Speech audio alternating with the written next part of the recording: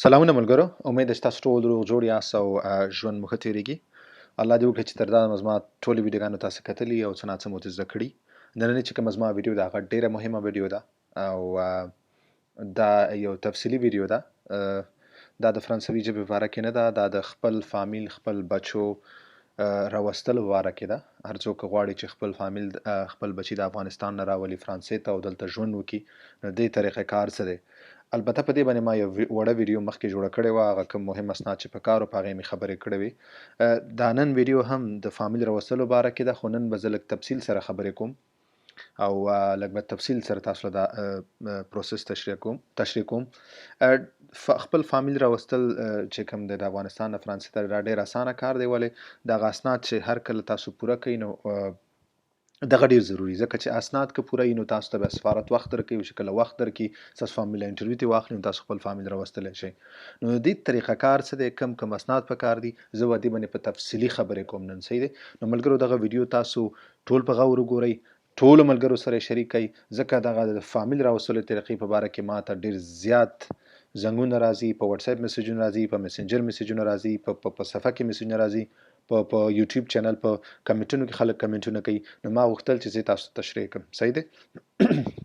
وبښئ. نو راځئ چې ځو شروع کړو. ښه، اولنی چې کوم ټولو نه اول چې کوم اسناد تاسو لپاره ضروري دي خپل فامیل راوستلو لپاره، هغه طبیعي خبره هغه دي ستاسو اسناد چې تاسو ته قبولي ولرئ، تاسو ته اسناد ولرئ. نو هر کله چې تاسو خپل فامیل راوستلو لپاره ډمان کوئ باید تاسو سره ستاسو چې کوم د قبولي اسناد هغه تاسو سره وي. صحیح ده؟ د اوپرا چې کومې ورقې هغه تاسو سره باید دي. صحیح ده؟ ټول نه مهم او اولني اسناد دا دي. صحیح ده؟ دا باید تاسو سره وي. صحیح ده؟ تاسو چې کوم اسناد اخیستي دي تاسو له درکړی شوي دي نو هغه باید تاسو سره موجود وي. صحیح ده؟ دویم چې کوم دی د هر شخص پاسپورت کاپي. دې نه مراد چې کوم ستاسو فامیل دی، مثال یو کس ته دغه میرمن ده او 3 بچي دي. صحیح ده؟ نو 4 نفره دي، 4 نفرو هر یو کس باید د پاسپورت تاسو جوړ کړي، تاسو ورته پاسپورت واخلئ. طبیعي خبره ده چې هر کله دوی سفارت ته ځي نو سفارت چې کله ویزه ورکوي نو پاسپورت لګوي، نو دې له پاسپورت پکار دی.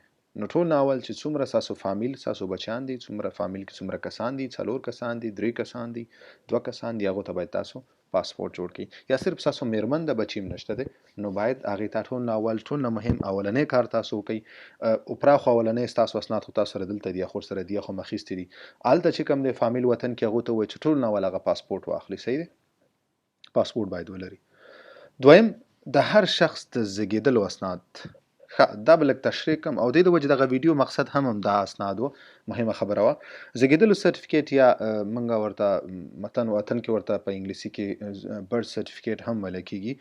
پخوا به تذکیره موږ دې په ځای استعمالوله، خو ولې اوس د مشخصا د زیږېدلو اسناد ورکوي په وطن کې. په افغانستان کې تاسو اخیستلی شئ، تاسو هلته ځئ او تاسو د زیږېدلو اسناد جوړوئ په خپل ولایت کې، تاسو اخیستلی شئ. د زیږېدلو سرټیفیکیټ باید تاسو واخلئ، زیږېدلو اسناد. صحیح دی؟ دا ډیر ضروری دی او دا د هر شخص، مثال یو کس ته دغه میرمن ده او 3 بچي دي، 4 واړه باید دا ولري. صحیح دی؟ دا باید ورسره وي. ښه، بل دریم دی د هر شخص د تذکرې کاپي. هر شخص طبیعي خبره چې کله پاسپورت ته ځي نو باید دوی تذکره ولري. نو دا کاپي ورسره مادې در لپاره لیکلې ده چې دا کله تاسو د اسناد ټول برابروئ کاپي به دا رالیږي تاسو ته دلته، بیا تاسو به سفارت ته لیږئ وخت ډمان دپاره. صحیح ده؟ نو هر شخص هر نفر چې مثال یو کس د هغه میرمن ده او 3 بچي دي نو د هر یو کس باید په دغه فامیل کې تاسو راولي تذکره ولري. صحیح ده؟ صحیح شو؟ بل د ماشومانو د ښوونځیو اسناد. که چیرې ستاسو ماشومان مثال یو کس ته 3 ماشومان هغه ښوونځیو ته تللي یا مطلب مکتبونو ته ځي، د مکتبونو اسناد باید تاسو ولرئ، خامخا در سره باید دي. او که چیرته هغه ډېر واړه د مکتبونو ته نه تللي نو څه خبره نشته، بیا ضرورت نشته دی. دا هغه وخت کې ضرورت دی چې کله ستاسو ماشومان مکتب ته ځي او هغوی تاسو به د هغه مکتب اسناد باید خامخا راخلئ. دا ډېر ضروري شی دی. صحیح دی؟ نو که چیرته ستاسو ماشومان ځي او مکتب اسناد لري نو او هغه کې تاسو ور اضافه کوئ باید تاسو سره او دا ښه خبره ده چې تاسو ماشومان مکتب ته ځي او تاسو باید داسې نه چې لکه مخکې ما یو ویډیو هم کړی وه چې تاسو خپل تحصیل یا خپل مکتبونه یا خپل درس دا پټ کوئ. نه، ښه خبره ده. دا نورم یو ستاسو هغه په کیس باندې یو ښه اثر پرې باسي. که چیرې یي او که نه یي نو بیا ضرورت نشته دی. که یا چا ماشومان واړه یا ماشومان نه ځي نو ضرورت نشته دی. صحیح دی؟ ښه، بل دی د واده ثبت سند. د واده ثبت سند چې تاسو په کوم تاریخ واده کړی دی. په کوم تاریخ تاسو واده ثبت شوی دی صحیح دی هغه باید تاسو ولرئ صحیح دی د واده ثبت کېدو تاریخ هغه سند چې کوم تاسو سره دی هغه تاسو باید ولرئ صحیح دی تاسو چې هر ځای کې هر کله واده کړی نو تاسو به ثبت کړی دغه واده تاریخ چې کوم ثبت تاریخ ورقه ده هغه باید تاسو سره بل دی د ټول نه د نکاح خط او نکاح خط باید تاسو ولرئ نکاح خط باید صحیح دی نکاح خط نو دغه ټول اسناد چې کوم ما وویلې دغه اسناد ټول ضروري اسناد دي باید دا تاسو ولرئ ښه بیا هلته ما یو نوټ ورکړی تر 3 شمېرې اسنادو څخه تر 9 شمېرې اسنادو پورې باید په افغانستان کې د بهرنیو چارو وزارت څخه قانوني شي و د درېیمو ته که موږ لاړ شو مثال د درېیمو نه تر 9 پورې دې کې صرف او صرف پاسپورټ راځي لکه زه تاسو ته پاسپورټ نه علاوه اسناد راځي مثال دلته والم زه د پاسپورټ خو د هغه خو تاسو دلته زموږ ستاسو د شناخت هغه اخري هغه یو شناخت دی یو اسناد دی ثبوت دی نو د پاسپورټ نه علاوه ستاسو مثال د زیږیدلو اسناد اول د زیږیدلو اسناد د هر شخص د تذکیرو کاپي تذکیرې د ماشومانو ښوونځیو اسناد د واده ثبت اسناد او د نکاح خط دا باید تاسو د وزارت خارجه نه په افغانستان کې دا باید تاسو څه کوي تاسو باید دا تصدیق کوي صحیح ده دا باید تاسو تایید کوي صحیح ده قانوني شي باید تاسو تایید کوي تصدیق کوي صحیح ده ټاپه کوي صحیح ده چې دا اسناد صحیح دي د وزارت خارجه نه صحیح ده د بهرنیو چارو وزارت نه تاسو باید په افغانستان کې دا ټاپه کوي صحیح ده هر کله چې دا اسناد ټول تاسو ټاپه کړل صحیح ده بیا به دا تاسو څه وکړئ دا به د یو رسمي ژباړونکي نه چې ترجماني کوي هغه نه به دا تاسو باید په ترجمې ته واړوئ صحیح ده ترجمې ته واړوئ دا باید ترجمه شي صحیح ده د ترجمې نه مخکې مثال تاسو دغه ټول اسناد چې کوم دي صحیح ده دا ټول اسناد برابر کړئ مثال د درېیم نه واله تر 9 پورې چې کوم بغیر د پاسپورټ نه نور چې څومره ستاسو اسناد به ټول د بهرنیو چارو وزارت نه د وزارت خارجه نه په کابل کې تاسو باید قانوني کوي تصدیق کوي ټاپه کوي صحیح ده او دا باید بیا وژباړل شي په فرانسوي ژبه کې صحیح ده ترجمه شي اوس ترجمې لپاره مخکې ویډیو کې هم ما خبره کړې وه چې په اسلام آباد کې کوم د فرانسې سفارت دی د فرانسې سفارت په اسلام آباد کې په ویب پاڼه باندې هغوی د چې کوم د هغونه مثال هغو تصدیق کړي دي هغونه هغو په خپله پاڼه ورکړي دي هغه ژباړونکي چې د هغونه رسمي ژباړونکي دي هغوی خپل هغه ټلیفون شمیرې او ادرسونه ورکړي